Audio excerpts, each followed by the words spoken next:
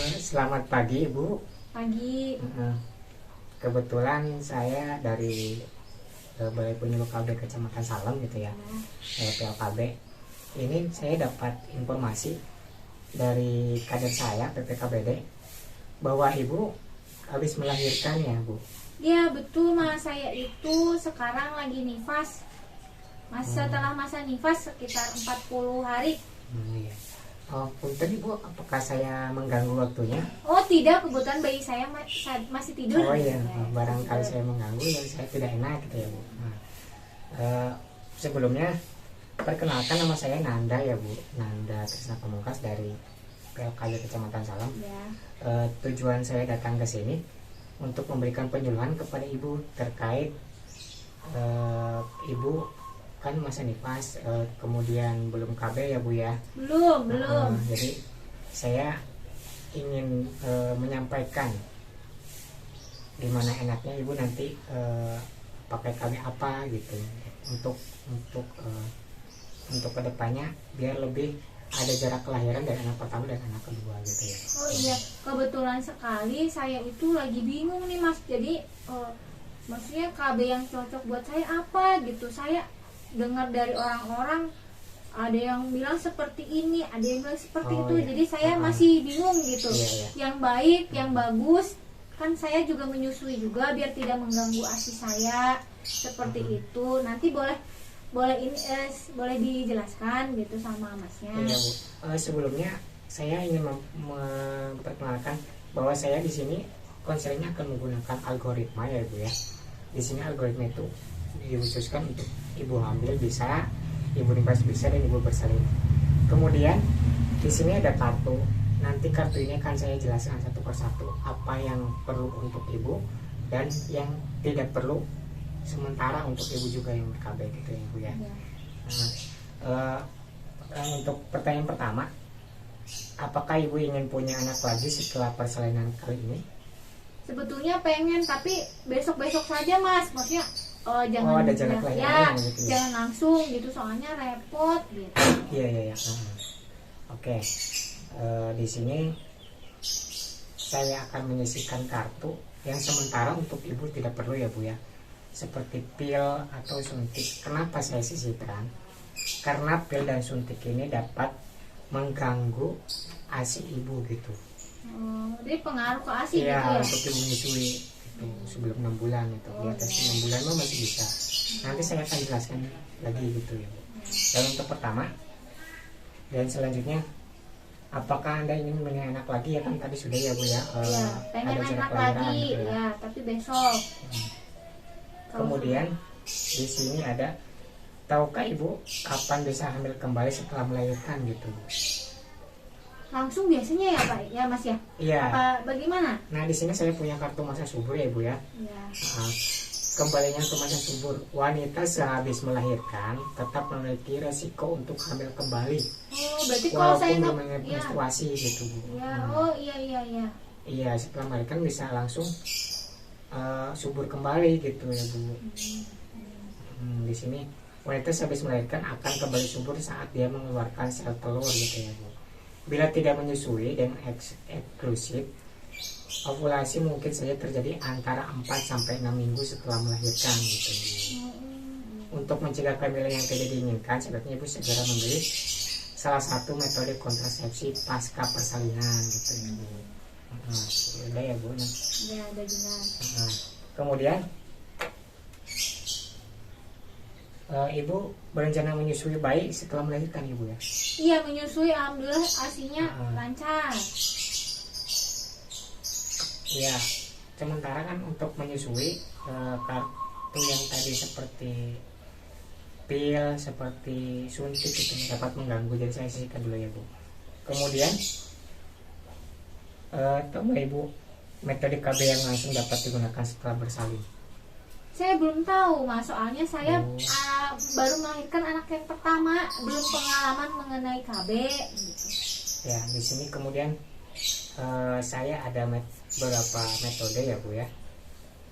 Yang pertama yaitu implan ya Bu ya. Bentuknya seperti ini ya Bu. Nah, implan itu ada yang 1 batang, ada yang 2 batang. ini efektivitasnya 99,95%. Merupakan kapsul batang kecil yang dipasang di bawah kulit gitu, melindungi jangka panjang terhadap kehamilan selama 3 tahun. Nah nanti implan dipasang 3 tahun, misal ibu mau punya anak lagi baru bisa dicopot. Nah itu selama 3 tahun itu aman gitu, pakai implan terus. Itu di mana? Ditempelkannya atau dipasangnya di mana? Oh di lengan kiri bu. Oh di lengan kiri. Iya, di sini. Oh di bawah kulit tadi ya? Iya berarti di sini. betul. Nah ini aman untuk ibu menyusui dan bayi ya, seperti ibu tadi ya katanya mau menyusui gitu ya. Ini aman, implan itu aman. Dapat digunakan segera setelah melahirkan sebelum pulang, itu juga bisa. Nah efek samping mungkin dapat menyebabkan perubahan pada haid bulanan ya bu. Gimana itu? Sakit kepala, nyeri perut, atau rasa tidak nyaman pada payudara.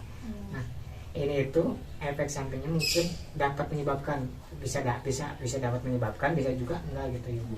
Ya, berarti tergantung orangnya ya, masing-masing individu ya. Ini sangat efektif bu, tadi 99,95% gitu. Nah selain implan, di sini ada juga namanya alat kontrasepsi dalam rahim atau AKDR ya bu. Ini disebut IUD gitu ya bu. Nah efektivitasnya itu sangat efektif, 99,4%. Nah merupakan alat kecil fleksibel plastik dan mengandung tembaga, mencegah kehamilan selama kurang lebih 8-10 tahun gitu ya bu. Nah ini lebih lama lagi bu. Terus kalau misalnya saya rencananya nanti anak saya 5 tahun mau punya adik lagi, bisa tidak masuk mas? Kalau pengen punya rencana punya anak 5 tahun lagi ya bu ya, ini tuh bisa langsung diambil, bisa langsung efektif lagi bu, subur kembali gitu. Tidak harus menunggu berapa bulan gitu, 8 tahun sesuai itu ya tadi ya. Ini 8-10 tahun. Mau 5 tahun dicopot nggak apa-apa kalau punya anak lagi itu, kemudian langsung subur bu. Oh ya. Metode yang aman dan efektif untuk hampir semua perempuan karena tidak mengandung hormon. Oh, tidak ada hormon. Iya, implan tadi ada hormon bu, sama saja gitu. Seperti. Oh, bedanya yang implan itu ada hormonnya yang dipasang di sini tadi. Iya, betul. Tapi kalau ini yang apa tadi? IUD. Oh, yang IUD itu tidak ada hormonnya. Oh, gitu ya. Nah, ini dipasangnya di rahim ya bu ya. Terus kalau mau pasang bagaimana itu? Apakah tidak sakit itu? Terus kan dimasukkan alat, terus pasangnya kemana gitu? Saya belum paham mas. Oh ya, Insya Allah nggak sakit ya bu. Dipasangnya bisa di bidan terdekat, PMB gitu, praktek bidan mandiri, atau ibunya bisa langsung ke puskesmas gitu bu. Di situ ada tenaga ahli dari bidan-bidan gitu ya bu. Nah, saya jelaskan lagi ya bu, sedikit lagi ya. Dapat digunakan segera setelah melahirkan sebelum pulang, ya juga bisa ya bu. Tidak dianjurkan pemasangan setelah melahirkan lebih dari 48 jam sampai dengan 4 minggu begitu. Efek samping yang mungkin terjadi, haid yang lebih lama, sedikit kram dan nyeri selama haid gitu. Nah ini juga tergantung dari orangnya juga, ada yang merasakan efek sampingnya ataupun tidak gitu. Jelas ya bu, implan sama IUD tadi ya? Ya jelas. Sebelumnya ibu belum pernah KB berarti ya? Belum, soalnya anak pertama. Iya. Baru melahirkan anak pertama. Oke, saya akan menjelaskan yang tadi ya bu, yang kita sisihkan ya, kartu yang kita sisihkan seperti pil gitu ya. Nah di sini pil juga ada macam-macam ya bu, ada pil progestin sama kombinasi begitu. Nah kenapa saya sisihkan di sini? Ada penjelasannya bu gitu. Efektif gitu ya, 92%. Nah cuman di sini tidak dianjurkan pada wanita yang baru saja melahirkan kurang dari 21 hari bila tidak menyusui begitu bu. Tidak dianjurkan pada ibu yang menyusui bayi di bawah 6 bulan begitu. Oh gitu, iya. Soalnya kan 6 bulan ASI eksklusif ya mas ya? Iya, ada ASI eksklusif, berarti tidak ada tambahan makanan lainnya khusus ASI gitu. Nah pil di sini dapat mengganggu ASI ibu begitu. Produksi gitu ya. Produksi ASInya, makanya ini tidak dianjurkan untuk ibu menyusui begitu. Kemudian ada yang namanya suntik ya bu ya. Nah seperti ini Bu, suntik KB ya Bu ya. Nah di sini juga tidak dianjurkan pada wanita yang baru saja melahirkan atau melahirkan kurang dari 21 hari. Nah pada ibu yang menyusui di bawah 6 bulan begitu Bu. Ini tidak juga dianjurkan gitu. Efektivitasnya naik 98% begitu. Nah oke Bu, sebetulnya ada lagi ya Bu, ada kondom begitu untuk laki-laki, untuk suaminya ya Bu. Nah di sini juga ada kondom, ada tubektomi. Apa itu tubektomi? Atau yang disebut steril Bu. Nah iya. ini digunakan jika ibu tidak ingin punya anak lagi, tidak mau punya anak lagi begitu. Ini pembedahan gitu ya Bu. Jadi memiliki resiko setelah prosedur pembedahan sangat jarang begitu, sangat jarang terjadi. Kalau sudah tua nanti ya gitu. Iya, sudah mau menopause atau ibu udah punya anak 2 apa 3 gitu loh. Anak 3, 2 apa 3, ibunya berhenti gitu, mau udah nggak punya anak lagi gitu ya. Ini sarankan pakai tubektomi atau steril gitu ya Bu. Kemudian untuk si bapaknya ya Bu ya, namanya vasektomi. Oh bapaknya juga ada ya? Ada. Oh, gimana itu Mas? Nah ini juga metode permanen dan aman untuk pasangan yang tidak ingin punya anak lagi gitu ya. Oh permanen. Tidak mempengaruhi hasrat seksual laki-laki, semen tetap dihasilkan walau tanpa sperma begitu. Ini efektivitasnya 99,9% gitu. Nah sudah saya jelaskan ya Bu. Kemudian apakah ibu bersedia melanjutkan konsultasi ini dan memilih salah satu metode KB Bu? Saya masih bingung sebetulnya Mas, tapi kalau tidak KB ya takut juga gitu ya. Saya tertarik sama yang 2 tadi yang implan sama ya, ini ya Bu? Ya itu, saya tertarik sama itu, tapi masih ragu-ragu juga karena yang itu kan katanya di sini sakit, kira-kira sakit tidak ya? Karena kan ininya di sini ditempel di sini. Ada yang namanya kan dibius dulu ya Bu ya gitu. Iya. Jadi setelah menggunakan implan itu istirahat dulu per hari, mungkin sehari gitu, jangan menggunakan tangan kiri dulu begitu gitu. Istirahat dulu gitu, jangan langsung pakai gitu. Tapi kayaknya kalau itu kan tidak bisa ya, saya kan punya bayi kan harus saya gendong, harus saya susuin, ya. Jadi takutnya mengganggu, mungkin kayaknya yang satu lagi gitu ya, kayaknya. Yang ID ya. Saya kayaknya tertarik ke situ karena apa ya? Terus tadi kan jangka waktunya lumayan lama juga, terus kan tidak ada pengaruh hormon gitu kan. Iya betul Bu. Ya, cuma terus ini yang nggak ada hormon satu-satunya. Ya, jadi kayaknya saya tertarik ke situ, nanti mungkin saya konsultasi ke bidan dulu mungkin ya. Ya, nggak apa-apa Bu. Jadi lebih lanjutnya memang disarankan ke bidan langsung begitu. Nakes atau yang mereka memang lebih tahu ketimbang saya gitu ya Bu.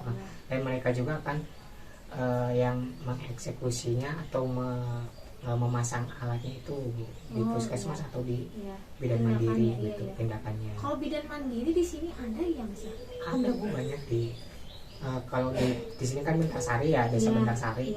Depan balai desa ada. Depan gitu. Balai desa sini.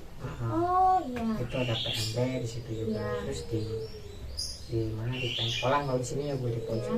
Itu juga ada. Kalau tidak mau ke bidan mandiri, ke puskesmas bisa Bu gitu. Mas mau tanya, kalau untuk itu tadi pemasangan IUD itu bisa di puskesmas kan ya?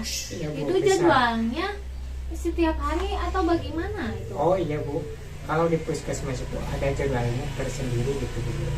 Nah, untuk jalur puskesmas bentar yang dekat rumah ibu ini, hari Selasa dan Kamis begitu Bu. Oh, Selasa dan Kamis ya? Iya, Selasa dan Kamis begitu. Udah, nanti saya konsultasi dulu kayaknya Mas ke Bu Bidan dulu gitu. Iya, soalnya Bu Bidan yang tahu persis kayak gimana gitu, dan memasangnya itu kan Bu Bidan gitu, bukan dari kita gitu. Iya. Terima kasih Mas ya. Jadi saya jadi ini jadi tahu gitu mengenai KB apa saja yang ada, terus yang cocok Iya. buat saya setelah melahirkan dan tidak mengganggu produksi ASI saya gitu.